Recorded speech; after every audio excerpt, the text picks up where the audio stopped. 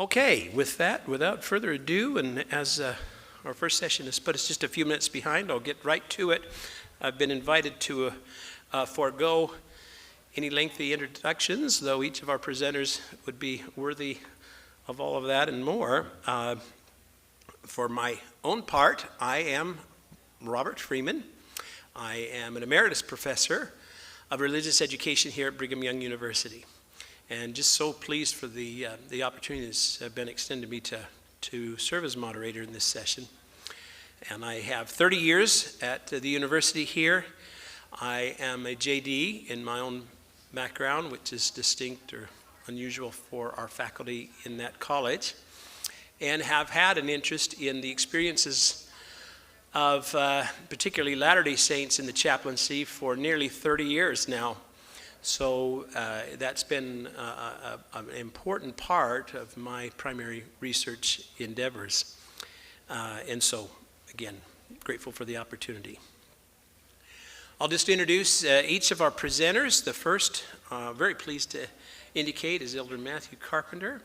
He is a General Authority 70 in the Church of Jesus Christ of Latter-day Saints, and has extensive background. I've invited each of our presenters, as they feel so inclined, to give just a little more about their background as they introduce themselves, their topic, and their sharing.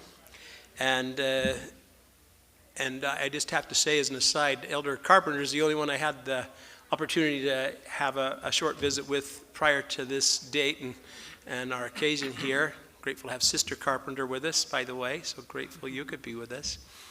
And I was just personally touched by the level of interest he had in me, my career, my family. And I thought, well, boy, it's surely not all business with Elder Carpenter. You just gave it such a personal touch, Elder Carpenter, so thank you, and we'll enjoy hearing from you. After which, we'll hear from Father Greg McBrayer, who I've already learned this morning has a very unusual sort of dual role and calling in his work. And Father McBrayer, we're very fortunate to have you with us today, too. And finally, and I think you're comfortable with being last on the program, you're saying, Laura, so we're going with this. Reverend Laura Reyes, pastor, United Baptist Church, and coming to us from far away. You've made the big trip. We're grateful to have you here from back east. And we'll go to that point in the program. We hope, if time permits, to allow for just a few questions. And so be listening, and anything prompts a thought of what you might like to follow up with in that regard. Elder Carpenter. Thank you. Thank you, Robert.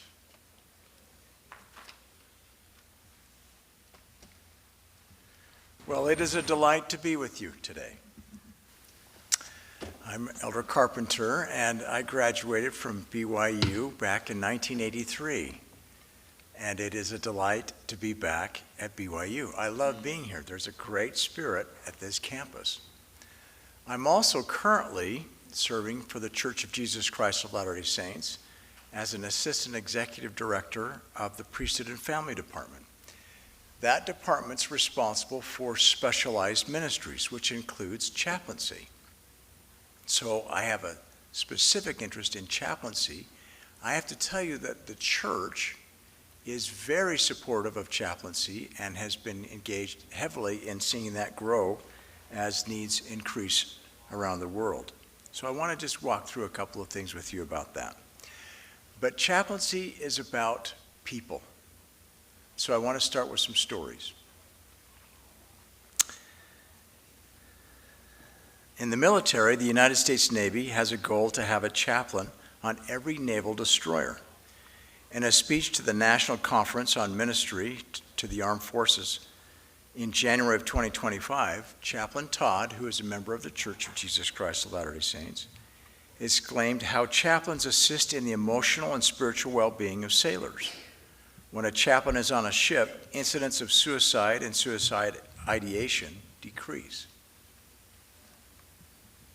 In healthcare, a hospice chaplain ministered to a federal agent who had at one point served in the White House as he approached the end of his life, he felt driven to testify of his conversion to Christ and his commitment to repent. The chaplain testified of the Savior's love and pointed him to the proper priesthood channels. He was able to reconcile with family members and make amends just before his death. The patient's heartfelt testimony, which was recorded at his request, became a powerful source of healing for his family. And with prisons, a former prison inmate described his experience with the chaplain as one which was transforming. He stated, "The chaplain reminded me of who I truly was, a child of God." He quoted President Hugh B. Brown and told me that no matter what my past had been, I had a spotless future. I went from being known as a robber and a renegade inmate to someone who could be employed, trusted, serve in the church, raise a family, and eventually serve as a temple worker in one of the temples of the Church of Jesus Christ of Latter-day Saints. I love those stories. Chaplaincy is about helping people in the community, helping them, whatever their religious affiliation is, to draw closer to their God. Now, I'm not a statistician, but I am a numbers guy. And I think it's helpful to understand how has the church been involved in chaplaincy and how has that grown? And we'll show you that here in just a second. First of all, how does the church and its involvement in chaplaincy compare worldwide? When you look at the current population of where we are today, we have roughly 8.2 billion people in the world. It is estimated that there are approximately 35,000 chaplains worldwide, both military and civilian, serving approximately this 8.2 billion. When you do the math, that's one chaplain for every 235,000 people. That's kind of spread a little thin. Current membership of the Church of Jesus Christ of Latter-day Saints is approximately 17.5 million, or about 0.2% of the worldwide population. Church-endorsed chaplains make up 1.2% of all chaplains worldwide. In the United States, there's approximately 350 million people served by 9,200 chaplains, or one chaplain for every 38,000 people. Members of the church make up approximately 2% of the total population of the United States. So U.S. chaplains endorsed by the church make up about 4% of total chaplains. So we're a little bit more than our representative population, and that's okay. We actually want to be more involved.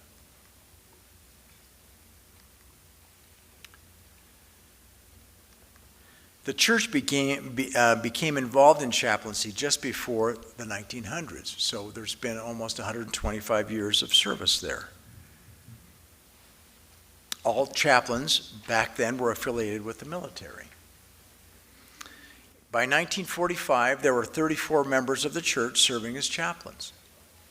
Today, there are 157 military chaplains endorsed by the Church of Jesus Christ of Latter-day Saints, with another 55 who are vetted and moving towards endorsement. In December of 2024, the United Kingdom and its Ministry of Defense recognized the Church of Jesus Christ of Latter-day Saints as an approved endorsing authority. The church anticipates exponential growth internationally in its chaplaincy.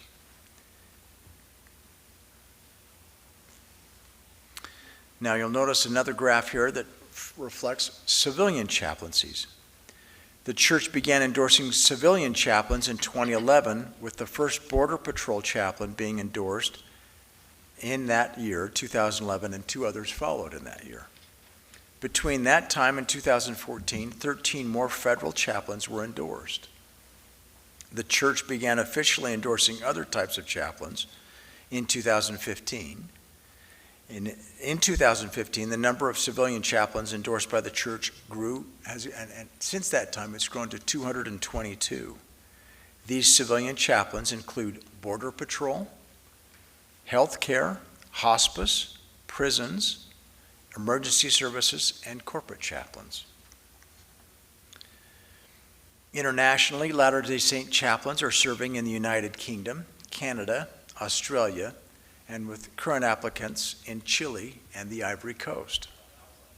So overall, we have 418 chaplains endorsed by the church, and we feel like BYU is an important part of that, having a Master's of Chaplaincy program. We currently have slots for 9, and if we move to a hybrid program, which is something we're working for, where people can participate offline, we could have an additional 55 added to those 9. And we're excited about that. While chaplains are endorsed by various religious groups, they serve all members of their constituents regardless of their religious affiliation. Their responsibilities are to help individuals in their care with their spiritual needs. They are strong advocates for religious freedom. They ensure access to religious services, advocate for religious rights, and promote interfaith dialogue. Through their service, they foster a more inclusive and respectful environment.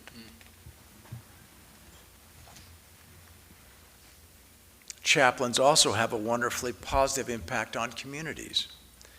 In research reported on the role and impact of prison chaplains, it was found that chaplains were able to reduce recidivism by helping exiting inmates to have a higher resolve to live by the law, to learn better coping skills, to realize a greater likelihood of integrating into the community, and to develop stronger interpersonal abilities. As reported by A.S. Denny, prison chaplains often emphasize personal responsibility, forgiveness, reconciliation, all of which can help lead to profound behavioral changes in the inmates. My friends, we're living in a world where we're seeing increased conflicts.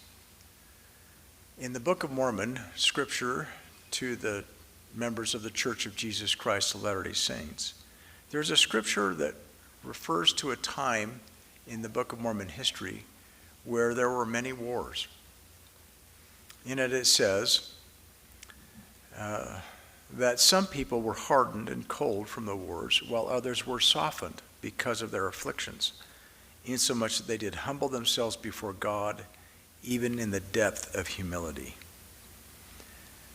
Chaplains have a profound effect, and it would appear that we need more and more chaplains as we move toward more and more conflict throughout the world. We've already referred or heard references to messages from President Nelson, and I just want to conclude with this statement. In April of 2023 in our General Conference, President Nelson shared this insight. True disciples of Jesus Christ build, they lift, encourage, persuade, and inspire, no matter how difficult the situation. True disciples of Jesus Christ are peacemakers. The Church of Jesus Christ of Latter-day Saints fully supports meeting the needs of people around the world by endorsing and encouraging people to turn to Christ. We see chaplaincy as one of the many ways this can be accomplished. I feel also just simply to witness that Jesus Christ lives. He loves. He is seeking to help people wherever they are. Turn to Him. Turn to the Father. To become like Him by keeping His commandments. I witness of the truth of this. The church fully endorses chaplaincy and is seeking to help people to connect spiritually and become more whole as they turn to God. Thank you.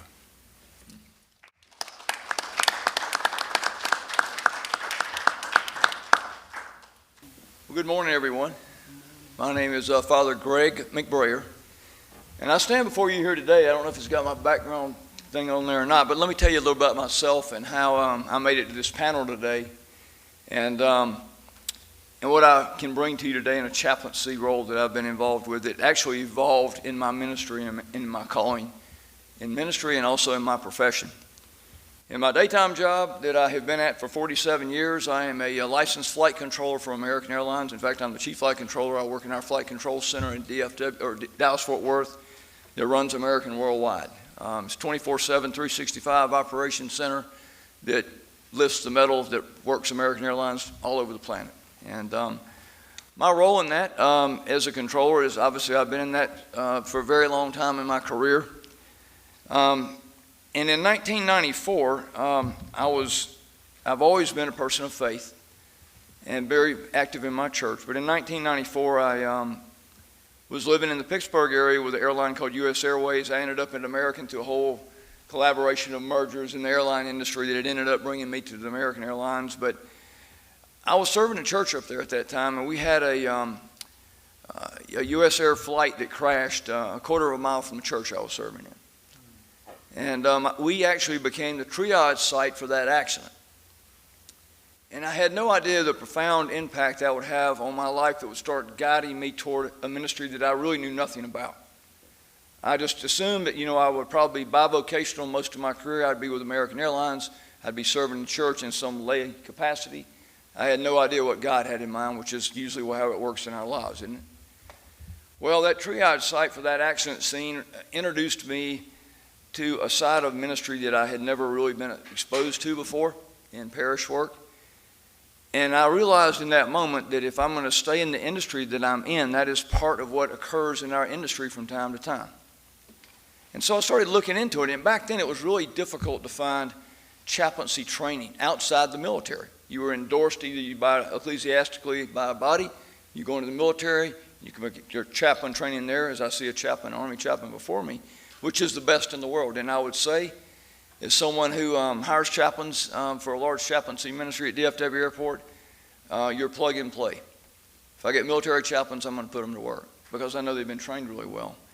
But I, at that time, realized, well, maybe I need to look into some training in this. And it wasn't available on most seminary tracks or in most seminaries at all at that time. You had to really look for it, and it was difficult to find.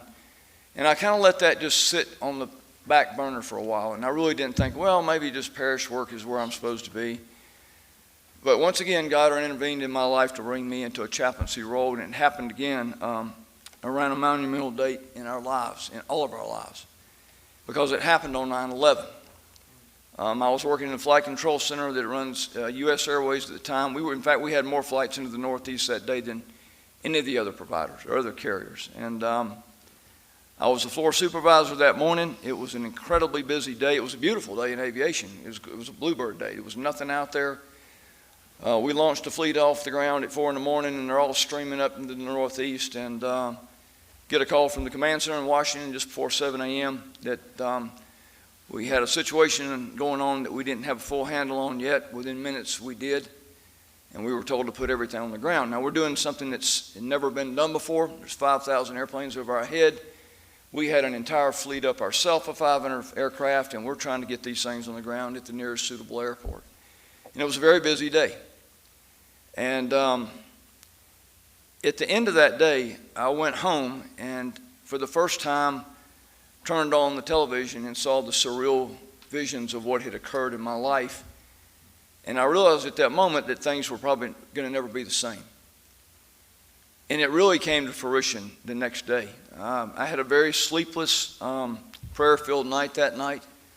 I have a whole bunch of my friends that are in the airline industry, pilots, flight attendants, agents, controllers. It's been my makeup since 1978, and that's what I've been involved in. And I got up that morning and I walked in that flight control center at 4 a.m. like I still do today every day. And it was a dark room. They were dark back in that time. There wasn't any light. There was radars. There was computers. There was old printers that used to make noise in the old days that were running. And I walked in there at 4 a.m. that morning, and I looked in that room, and for the first time in my life, I heard a deafening silence that I'd never heard before. I've never forgot that silence in that moment. And as I looked across the faces of the people that I'd worked for many years, and they're very focused professionals, I remember thinking to myself, dear God, we need you in this place. And in that soft, still silence, as scriptures tell us, as Ezekiel was running from God in his calling, in a cave, in a storm, expecting to hear from God, you're nothing. But in that still silence, when I said, God, we need you here, he clearly spoke to me and said, well, that's why I placed you there. And that redirected the entire direction of my ministry. Because from that day forward, I realized that I had been introduced to something that is what God wanted me to do and how he wanted me to serve. I still serve a parish full-time today in North Texas. It's a small parish, but I still serve it full-time. In my work outside of American Airlines, I am the executive director and senior chaplain of DFW Airport Interfaith Chaplaincy. We have a staff of 25 that I oversee there. Chaplains from every denomination in the Christian faith, Muslim chaplains, Jewish as well. We do ministry of presence, ministry in the airport. We do about 40,000 touch points a year in DFW Airport that we register and we keep up with. We do daily chapel masses and Protestant prayer services 7 days a week. And we are the largest airport chaplaincy in the world with 5 chapels, and I'm designing the 6th one right now for the F-Terminal Chapel. But on 9/11, I had none of that was in front of me. What I did recognize was in front of me is I needed to have a ministry presence in the airline industry that I realized was needful because of what the industry was going through and our employees were going through. So I sought out chaplaincy training. Later on, fast forward to 5 years ago, I got involved with an organization called Chaplain Care, two capital C's, Chaplain Care, made up of former retired military chaplains. And I work with them today as the chief growth officer with them to try to plant chaplaincy ministries in all kinds of settings. Whether it's in airline industry or airports or any other corporate settings, we try to provide the ministry of presence, as we call it, and that's what chaplaincy ministry is. It's the ministry of presence. Being there is what it's all about. And that's what I do in that one capacity. But back to the story, when I realized that I needed to seek that training and began looking for it, I had no idea at that time, as a result of what happened at 9/11. The day after 9/11, United Airlines and U.S. Airways at the time, which I was working for in their flight control center, declared bankruptcy. American didn't. And they tried to weather the storm of what happened on that day, and to be quite frank, it put them into bankruptcy years later and made them a takeover target for U.S. Airways, who bought American Airlines and created the new American you see today, the branding you see today, that would eventually lead me to Dallas-Fort Texas to be a role that would evolve around me at American as a chaplain in a flight control center. And your statistics were fantastic because I'm one chaplain serving at American Airlines for 125,000 employees. But I'm able to utilize the resources around me at DFW to expand that footprint. And it's a remarkable ministry, and it's needful. Our world today has never needed chaplaincy like it does at this moment. And the cool thing about that is the landscape in corporate America has shifted. And I can look back in some times and see where there was a little movement on that, but probably the largest one, I think, in recent memory is what happened around COVID. People continued to go to work. We ran a fraction of an airline, but people weren't getting into their houses of worship. But chaplains were still where they were at. And they were still doing and providing the ministry of presence to hurting people. And that's truly what chaplaincy is all about. Honestly, it's that kind of ministry provides a level of care and compassion that has now taken a new role in corporate America. In the corporate landscape of a large corporation in the airline industry, American or whatever airline I was with at the time, the structure of care at the time in the corporate world at that time was really provided through your HR team. Well, that HR team is a little bit different than it was 20 or 30 years ago. Way different than what it used to be.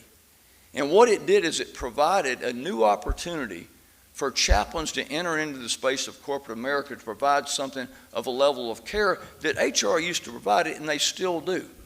And it's not to dismiss what HR does or the EAP programs that exist in corporations today. Chaplains don't compete with that. They complete that. Because the bottom line is we're all people of body, mind, and spirit, or soul, however you want to define that. And when you're dealing with the crises in your life, you can't run away from your corporate office or have your pastor come in to see you. But you can have the ministry of presence that can be provided by a chaplain that can get you through that moment. At DFW Airport, the ministry that we're able to do out there is truly remarkable.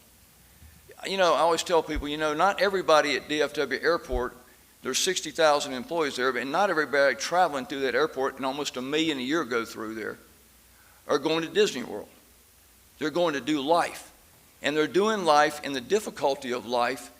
And if you haven't flown lately, it's a little stressful, friends. It's terrible. And it doesn't matter when you're taking a flight somewhere. It doesn't matter if you came to that airport and you came from the poorhouse or the penthouse. Everybody's the same when you walk through that door because it's all out of your control. And it creates a ripe opportunity for the chaplaincy ministry of presence to intercede in people's lives. And it's authentic. They don't know it's going to be there.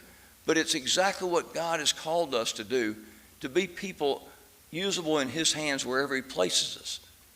And that's what chaplains do. I'm a priest, but really what I am is I am a practitioner of chaplaincy ministry that has evolved around my profession, where my vocation overlapped at, and there was a fruitfulness there.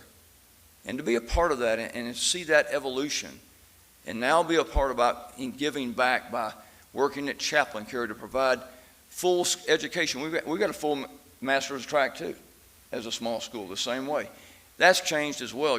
There are some if you're interested in this, there are some outstanding educational opportunities there now with distance learning to get your chaplaincy, be it a certificate or a full master's level degree. And they're out there. And a lot of them can be done online now. There's going to be you're going to have to do some in-person stuff, but if you feel that call, it's something you truly should pursue. Because I first felt that in 1994. I dismissed it and said, okay, well, I'm not going to act on that one, Lord, but I'm going to continue to serve in the church and finish out my master MDiv and all that stuff. But out of necessity, God never gave up on what a call He would see for me in Dallas-Fort Worth later in my life to provide chaplaincy ministry to the largest airline on the planet. And trust me, I'm not super gifted. I'm just energetic, and I'm on love for what I do for the Lord and for the unique call that He places in our lives. That's all that's needed. The rest of it, God will provide, as the Scriptures tell us. You just have to make that decision and lean into it and trust in the economy of His time, fullness of time, to bring it to fruition where you can be most effective. But I didn't have anything prepared because I had no idea. I thought it was going to be a panel, and I'm thinking, well, they'll be asking questions about this, and I hope you do. I hope we do have time for that. But I'm here for the rest of the today, and I'll be happy to answer questions on that. But that's kind of one individual's unique story on how I came into a role. And I'll say this jokingly. In my chief flight control role at American Airlines, trust me, they're not keeping me around at American Airlines as chief flight controller for my technical and professional skills anymore. So feel safe in that. But they do keep me there because I got a bunch of people half my age that are brilliant. And I love to get them and hire them. But I'm there for another role. And I wouldn't be there in that role if they didn't see a fruit and a bottom line business benefit to that level of care in a flight control center that's a 365-day-a-year nerve center of the largest airline on the planet. There is absolute fruitfulness in what it can be provided in chaplaincy work in our world today. The military knows it good, and they do it well. And they're the model that we look to, and that's what I look to hire in my role as the director of the chaplaincy at DFW Airport. But there is a lot of good chaplains today that are coming out of good seminaries and other institutions that can provide that kind of ministry. And it's out there. If you're interested in it, I would certainly tell you to pursue it if you feel God has called you into it.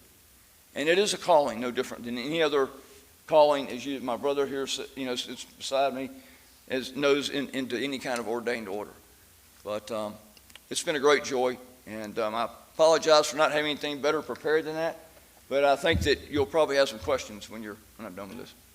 Thank you, Reverend McBrayer. You need no apology. It was wonderful. Thank you. Well, thank you. Thank you for your time.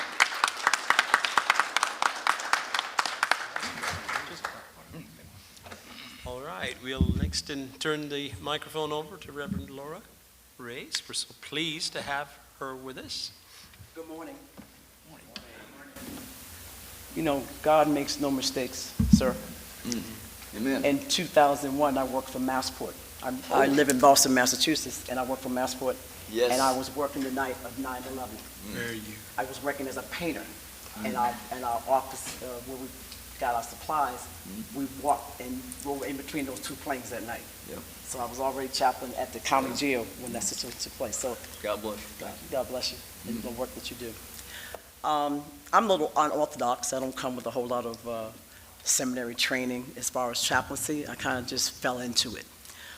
Again, Pastor Laura Reyes from Boston, Massachusetts. I pastor a church, United Baptist Church in Jamaica Plain, Mass. And for 17 years, I've been assigned to that assignment. And chaplain of Nashua Street County Jail for almost 25 years. First African-American female to be chaplain of an all-male facility. I started in 1996 at MCI Framingham, which is for women, as a volunteer status. My pastor at the time, he was chaplain at Nashua Street County Jail. He said, Laura, I want you to come down because the women had one department. I said, no, I don't want to go. I'm fine at Framingham, I'm fine. He said, no, I have work for you to do, and the Lord has work for you to do. And so I didn't say no. Don't say no to your pastor. And so I went down to Nashua Street County Jail. Again, not a licensed minister, just a willing participant. And that's what it takes, you got to be willing, and it has to be in your heart, and you have to like people. Right? Ministry is about also liking people. So I'm going to tell you a couple of stories and work my way back. I left in 2016 as being a chaplain, but also in 2016, my oldest son was involved in a vehicular homicide. And I want to tell you how community works and how, if you've been honest about where you're at, transparency with yourself, and you work inside your community and people know you have to know who you serve. You can't serve people that you don't know or have no camaraderie or some type of feeling on where they're going. You may not want to expose where you've come from, but sometimes you have to let somebody know that I've been there, as I say, got the T-shirt. So in 2016, my son was involved in a vehicular homicide. Devastating to me. I'm chaplain of the jail. How could this happen? My son, right? And so it did happen, and he was scared to death. He went home to his residency. The police were looking for him. I turned him in. I called them, said, come on, I'm your mother. I have you. I've already told you that whatever happens, I have your back. I may tell you about yourself later, but I'm going to defend you. So I did. So make a long story short, he ended up doing 2 years and 10 months, and he went to a facility called MCI Norfolk. But this is the interesting part, that God knows your story, he knows your journey. When I went to go visit him, I said at that time I had been there about 20 years serving as chaplain.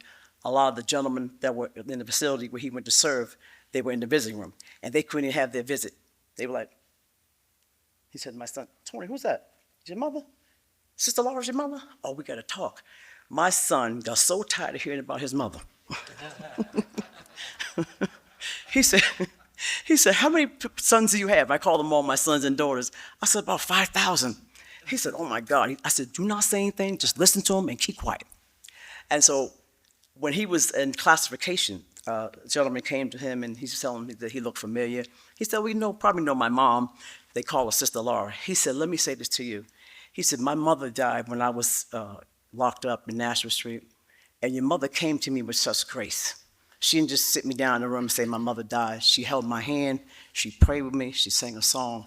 He said, if anything you need, you have it. He said, send her my love. So fast forward. The mother of the victim that my son was involved in a vehicular homicide, I was doing a service for a young man who got murdered in the city. The young man said to me, can I speak to you after service? Yes, you can. So after service, I went outside to speak to him. He's named his mother's name. At first, I didn't have any recollection of who she was. And I said, oh my goodness. So if anybody knows anything about community and gangbangers and people in the street, my first thought was, oh my God, he's going to do something to me because my son killed his mother. He said, you don't remember me? I said, no. He said, I used to have dreads. No. And I'm very honest. If I remember, I don't remember. He said, you used to come through South Bay, and you prayed for me every time you came through there. He said, my family wanted me to hurt your son. He said, but I told him, that's the pastor's son, and she didn't raise anyone like that. He said, I can't do anything to him. He said, the only thing I want to know is why he left the scene. I said, well, I can't answer that, dear, because, more or less fear, but that's something you would have to have a conversation with. He said, well, rest assured, this man, that I will not do anything to your son. He said, first of all, I'm scared of the Lord. He said, second, that's your son. So community is very important. I went to court with him, whether they're right or wrong, to represent love. It's about love. When I was naked, did you clothe me? When I went to prison, did you visit me? And so chaplains have a responsibility first to be in love with Christ. and to be in love with Christ, you have to share. And you can't be biased to who you want to minister to. Ramadan in the jail, they have 30 days of fasting. And at that time, they didn't have a Muslim chaplain. And so I would give them the kufis, I would give them the Qurans, and set them up for their Ramadan meals. But it was ironic that they all knew that when it came time for prayer, I said, who am I praying in? They said, you're praying in Jesus' name. I said, then we're all set. And it's not because I have any problem with any other religion, but I am who I am. And you still have to maintain who you are. And you don't compromise who you are. And when you don't compromise who you are, you get better results.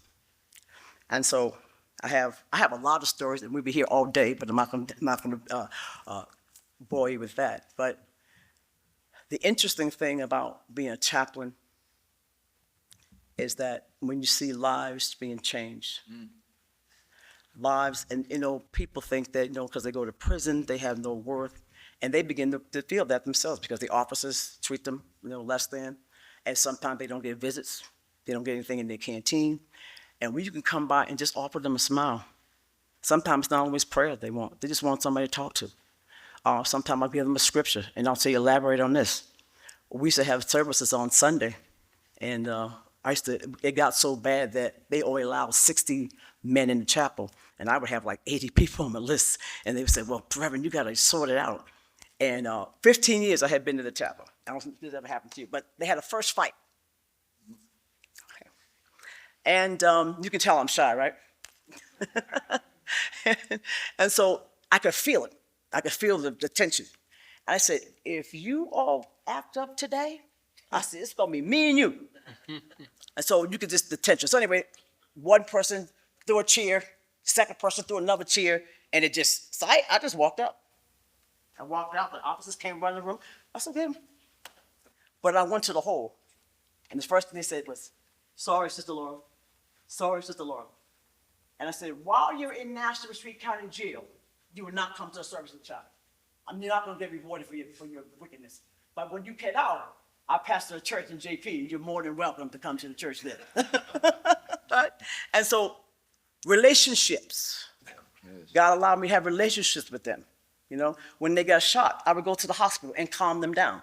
There'd be 60, 70, 80 people in the hallway of the hospital. And very well, security would be ready to call 911 and have them all arrested.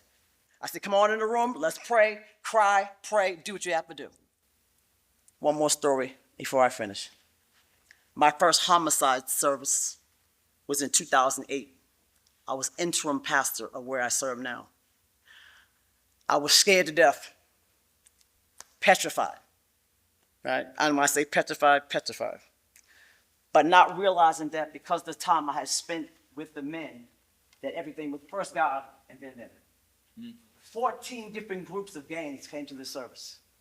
This young man was murdered, and I used to minister to him in the jail. And when they came in there, I was looking at them, and I'm like, Sister Laura, this your church? Yes. Sister Laura, this your church? Yes. 600 young men and women in that service. No one had an argument. No one had a dispute. Now, one gentleman had a couple of guns in his pocket. Little stuff this big. I said, come here. I said, come here, honey. He said, yes, ma'am. I said, you are so handsome. You really are. But I need you to do me a favor. He said, what's that? I said, I need you to go in the bathroom, pull your pants up, fix the guns, take them to your car, take them to the park, but take them out of the Lord's house. He said, really? I said, really? He said, you got that, man. So I say to God be the glory for the things that he allows us to do that we don't do it on our own strength, that he gets all the credit for it, and you got to continue to give him the credit that you can be used in any situation. Mine just happens to be homicides, when they get shot, when they go to court. They have an opportunity to come to the church. I also work with ex-offenders, or we call them returning citizens now. I work with a company we call Community Boxes. We serve the community every 2 weeks with 100 boxes, meat, anything that they like to give me, especially if they don't bring my order right, they give me extra things to give out to the community. So the community is predominantly Spanish and Caucasian, and we have a school behind us that 1 year we served over 100 homeless children whose parents also have been incarcerated. So I am excited how God uses me. I don't take it for granted. I don't think that I'm more than I ought to be. I'm just grateful. I turned 65 2 weeks ago, and I still got a lot of energy, and I can't wait to see what God is going to do and continue to do. But I salute everyone here in your perspective, because we are different, but we're not different. And because as long as we're doing the Lord's work, there's unity. And we are collecting all communities from all over the world, and that's what it's about.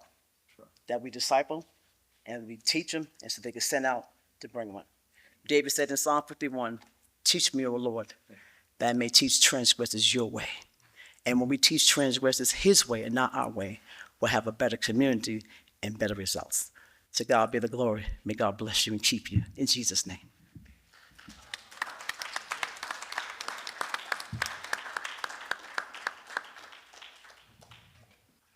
Sister Laura, do you accept hugs? Yes, of course I do. Just checking. I bet she's giving a few too. And giving a few too. That was beautiful. Thank you. And I told Reverend McBrayer that I had booked a flight on American Airlines 2 weeks ago, and I'm very pleased to have that added measure of comfort, knowing what you do for that. Well, keep flying American. I'm still getting a check with them, so. All right. Elder Carpenter, just such a joy and pleasure to have you, and I've said something already about how I felt instant rapport with you, but thank you. Thank you. And thank you, Sister Carpenter, for being with us.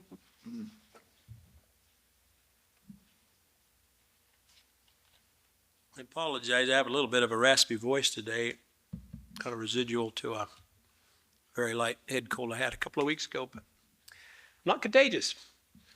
Well, this is a wonderful thing to be able to have an event such as this in a setting like this to talk about and share the things from the heart that we've been able to share. I said already that we're a little constrained by time as we catch up with our schedule, and I'm going to resist the temptation, which is fairly severe, to share just a few glimpses of feelings I had as you were sharing. I commend you each because you were almost within seconds of each other in the time you took to share your story. And I was having a silent prayer from the get-go this morning because being asked not to do introductions. Well, I certainly hope they share something of their story, what brought them to their ministry, to their work, and you've done that. Elder Carpenter, the statistics that you shared at the outset relative to the Church of Jesus Christ of Latter-day Saints and its sponsorship of chaplaincy were really kind of critical for the event and the nature of our being here together today. I have watched over 30 years as the chaplaincy in the church has expanded. And so here we have, sort of Exhibit A and Exhibit B of what that looks like outside of a military context. We're so pleased to have you with us. Salute your service. But in a corporate, if you will, environment. But when you talk about the numbers, they compare so well to what Elder Carpenter said, Greg, in relative to that ratio, just as you pointed out. Right. And Laura, while I've experienced it in military and even corporate settings, I have never been involved overtly in ministry in the prisons. My wife's encouraging me as I'm entering retirement to put that on my bucket list. I hope to be there and feel what you've shared. But I have traveled with the military chaplains to far reaches, and I've seen the nature of their work 24/7. It's just remarkable. Wore me right out to be in the field with those that give so very much in that setting.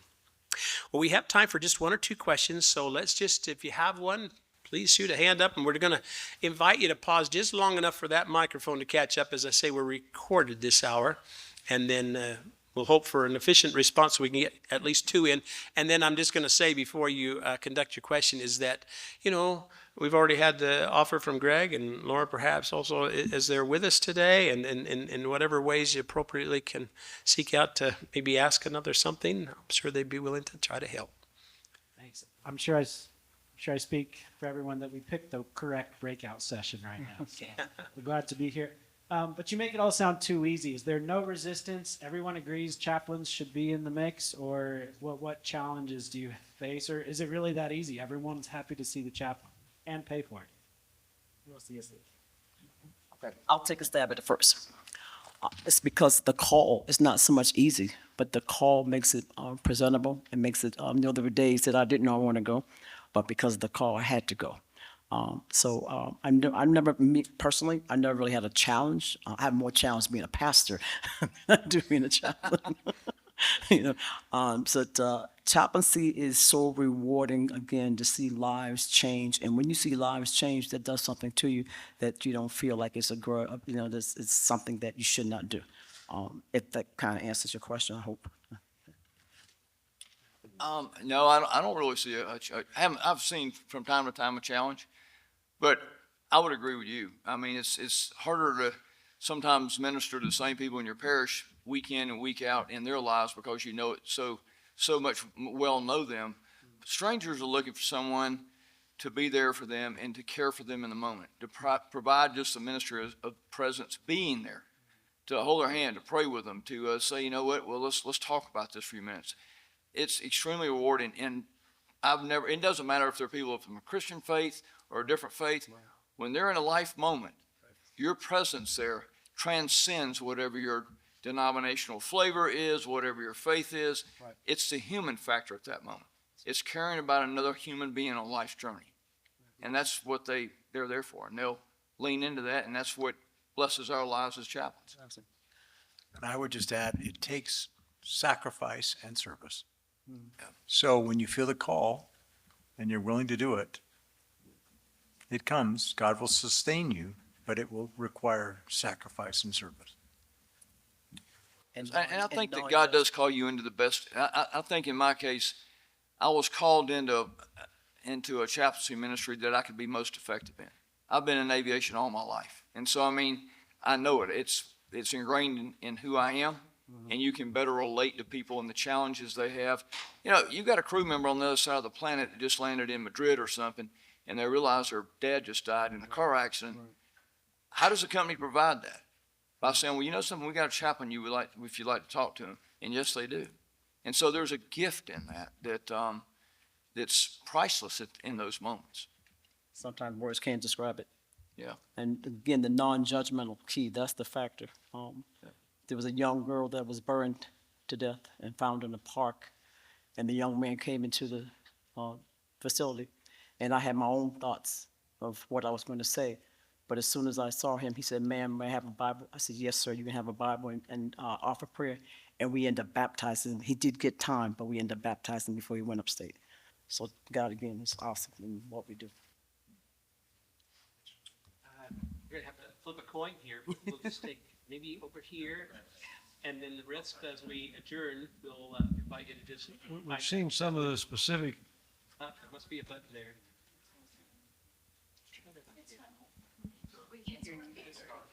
There must be some, we saw some of the statistics, but let's get outside of this group where all of us in the room might be the choir. In the real world, is there a demand out there from outside the advocates where the want ads are saying, we want chaplains here, or what is that level of demand both for paid and for unpaid chaplains?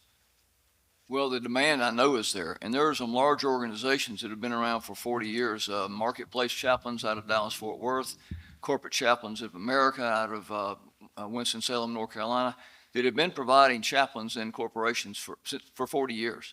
So, I mean, it really depends on the structure of your corporation if you want to value that opportunity for your employee group. You got people like Tyson Foods, large corporation, they got a chaplain in every single plant they have. So, I mean, it's the landscape, and really it probably has a lot to do with the corporate structure of your company.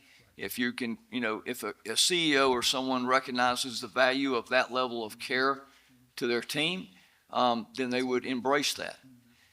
Part of the thing I think that the challenge in chaplaincy in the corporate setting is, historically, you can't look at chaplaincy ministry in a corporate setting as really a mission field. You have to look at it as a care field. If you go in there and you look at it as a place, well, I'm going to put people in my pews doing this, it's going to fail.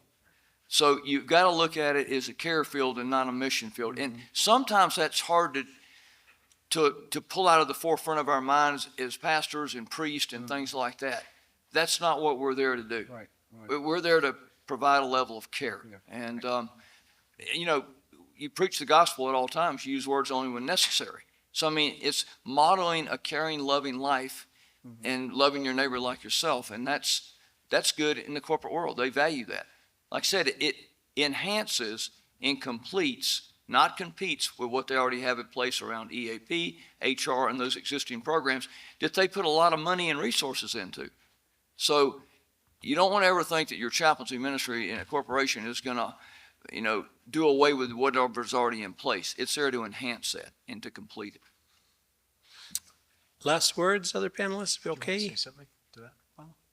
So I would also just add, when you take a look at that graph from the Church of Jesus Christ of Latter-day Saints perspective, we've seen exponential growth specifically in civilian chaplaincy. So the demand for hospice, for healthcare, for corporate, going for border control. We've seen that in federal prisons. We're seeing that all over. There's a great need, and it's non-denominational. It's focused on helping people meet their spiritual needs. So yes, the demand is real. It is there. That's been my observation as well, Elder Carpenter, is demand outstrips supply. It really seems I like Craig's pitch to, if you feel the call, you better look into it. That's it. Well, thank you. Can we give one more round of applause to each of our presenters? And thank you for your attendance. We'll proceed to the next session and move beyond.